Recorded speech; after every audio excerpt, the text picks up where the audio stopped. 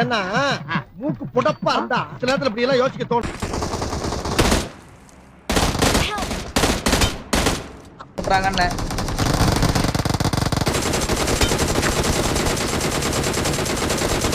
தலைவர் அழுத்துங்க அவனை. ஏஞ்சி டவுன்ல போயிடணும். டவுன்ல போய்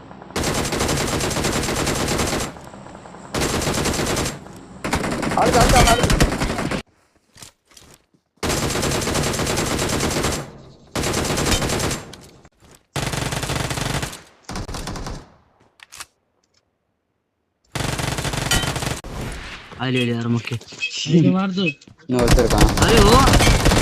கீழே போலாம், இதுக்கு போலாம். அது என்ன டிராப் பண்ணுமா?